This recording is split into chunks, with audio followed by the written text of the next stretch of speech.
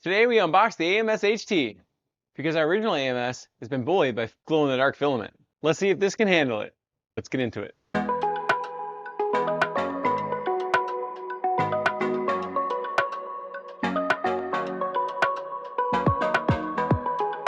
Today we're taking our first look at the AMS HT, what's included, how it's packaged, and what you actually get when it shows up at your front door.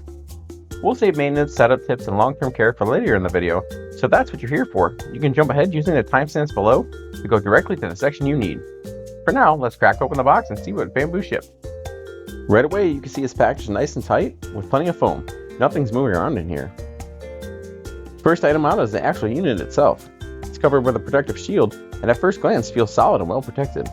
Next in the box, we got two packages of desiccant, followed by the power cord and the 6-pin cable connector. One thing I always do is check under the bottom foam. Sometimes accessories like to hide there. Now we unwrap the unit and start checking out what's inside. Everything's still nicely protected, and right away we can see the internal layout. And oh look, some PTFE tubing included in the box. Not the most exciting thing in the world, but definitely something you're going to need. So it's nice to see it's accounted for and packaged cleanly. Now we peel off the yellow tape and drop a desiccant bag into place, right below the roller. If you have any questions as you're working through this yourself, you're always welcome to ask us live during Print and Pretzels. We usually just talk things through in real time and help where we can. Now we peel off the protective film on the outside and gather up our materials. With the unboxing wrapped up, let's move on to maintenance for this machine. Let's get started. Now we flip over the machine and remove the two screws on the bottom to get access to the PTFE tube. This is one of the more common areas where issues can show up over time, so it's worth taking a quick look here.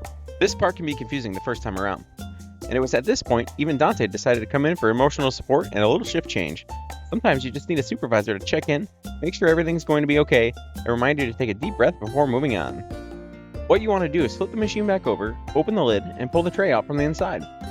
And a good supervisor always knows where your tools are, even if that means claiming them as their own. Pay attention to where the PTFE tube sits here. There's quite a bit going on inside the machine, so it's best to take your time and be mindful of the wiring. Now push down on the PTFE tube connector while pulling the tube out. It should release without much force.